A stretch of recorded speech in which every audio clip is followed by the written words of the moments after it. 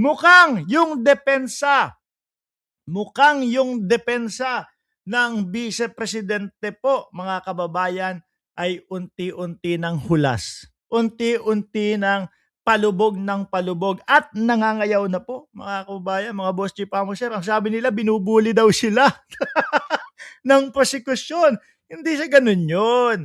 Ang tingin ko ay talagang hindi lang uubra yung mga bagitong mga lawyer po dito kay Attorney Lorna Kapunan, dito po kay Attorney Legutan. Mahihirapan talaga kayong anuhin yun talunin Di ba? Unang-una, napakagagaling ho niyang mga yan, mga kababayan, doon sa mga rules and regulation.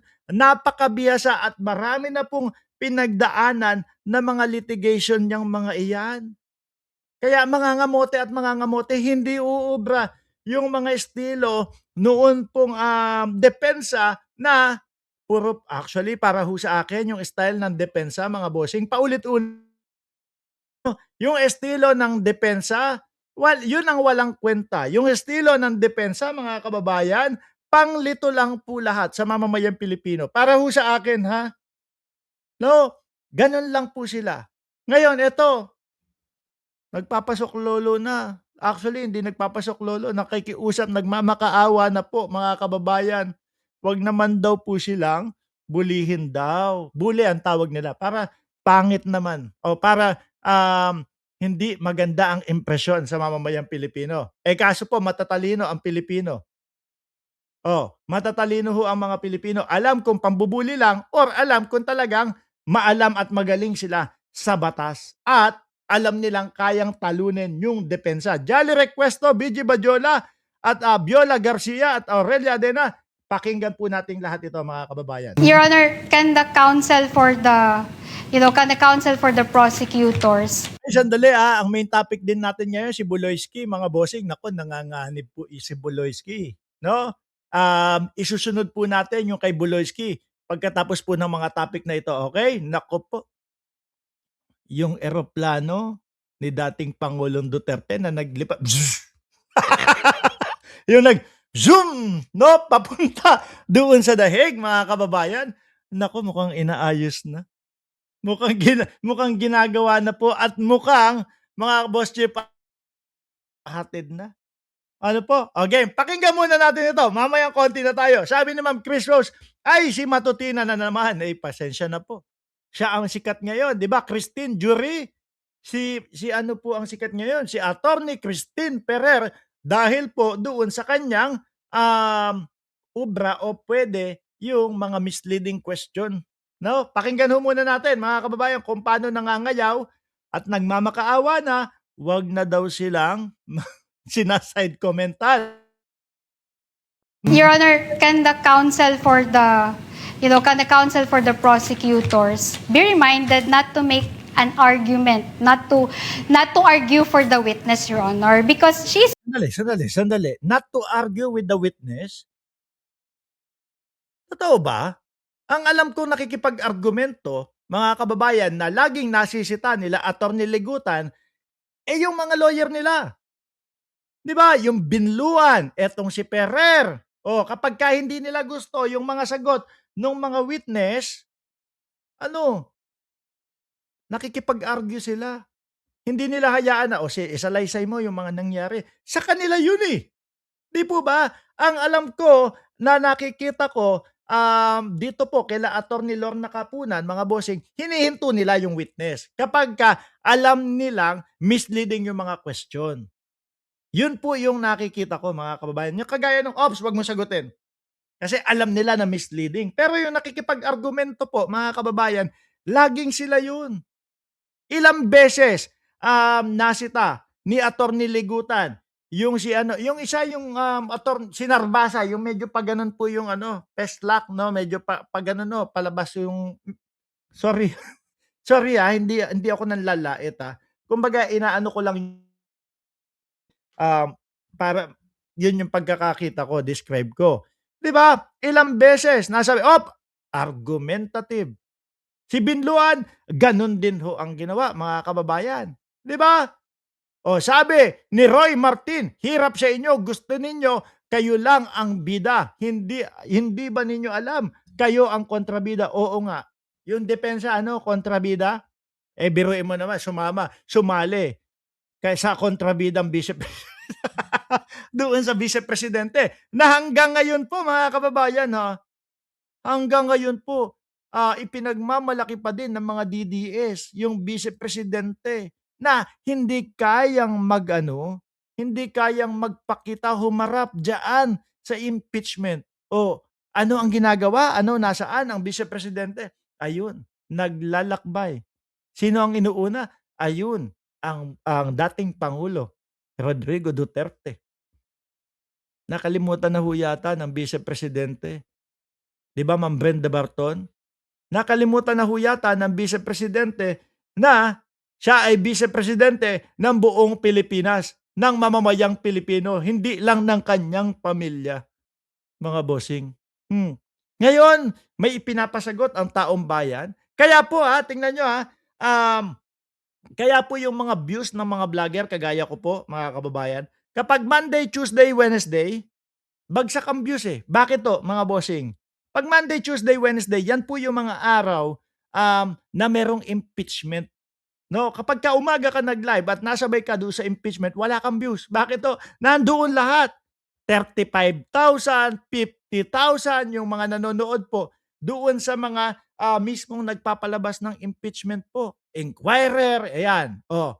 GMA, nandoon yung mga manonood. Kasi gusto ng mamamayang Pilipino na sumagot, marinig, malaman kung ano ang katotohanan. Pero ang Vice Presidente, ano po ang tingin ninyo? Parang wala lang sa kanya. Nandun, sa ibang bansa. Wapakels sa nangyayaring impeachment po ngayon, mga kababayan. Di ba? Sabi ni Enrique Almadin, parang si Robin lang, palaging tanong, saan ka pinanganak? Nagpunta ka na ba sa Mindanao? Puro ganun lang, paulit-ulit. Hindi ko maintindihan. Minsan may tatanungin siya na isang tao na hindi naman, kagaya ni Jeremy Lutok. Tama ba? Paki-correct ako doon sa pangalan o apelyido ni Jeremy, yung lawyer na bago po si Director Matibag. Lutok ba? O kagaya na lang nun. Porket na destino doon sa farm, nagpunta, nakita mo na ba? O ganun ka na. Hindi ba pwedeng, hindi pa nakakapunta at ngayon madidestino at doon siya mailalagay? Pananggal lang ho lagi yung nakapag-ano ka na ba, nasa Mindanao ka na ba? O tuloy natin si attorney, umiiyak. Citing circular, she's citing laws which is not allowed during cross-examination, and that is indirectly teaching her witness how to answer my question. So, please, Your Honor. Hindi, kasi nga misleading. Kasi nga misleading yung mga tanong ninyo. Kaya, stop, wag mo munang sagutin. Tsaka i-object niya. Di ba galing na nga din kay attorney Ferrer na misleading question is allowed.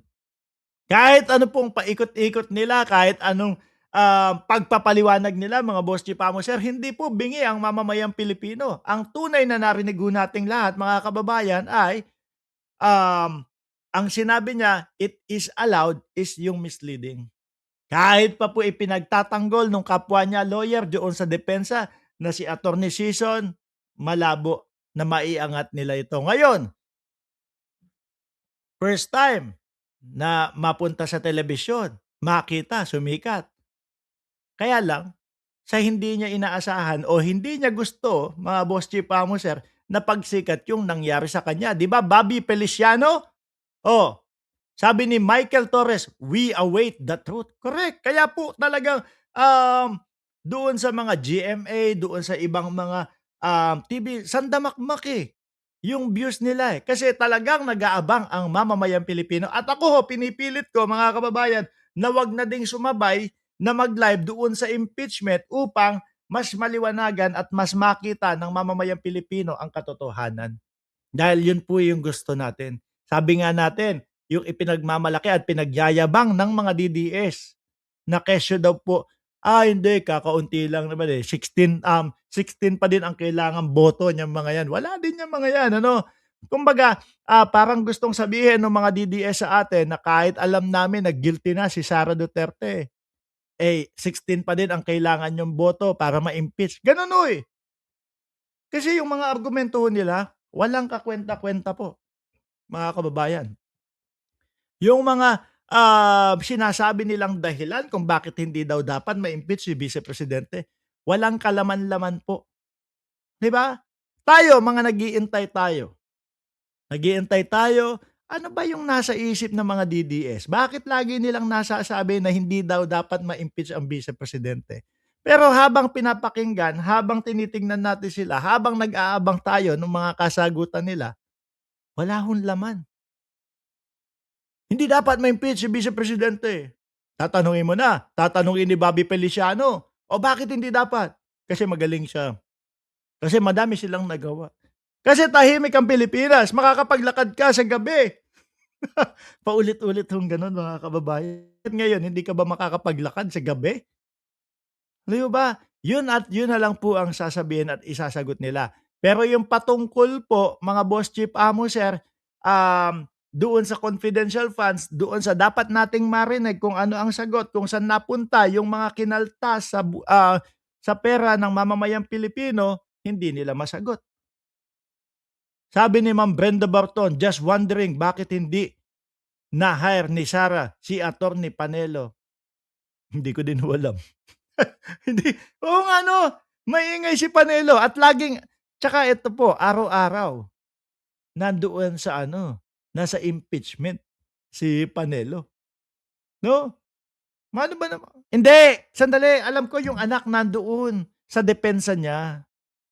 Si ano, so yung anak ni Panelo nandoon sa depensa ng Vice Presidente, mga kababayan. Uulitin ko ho, ang live natin araw-araw na po, 8:30 o 8:00 ng umaga na po, mga kababayan, okey? Again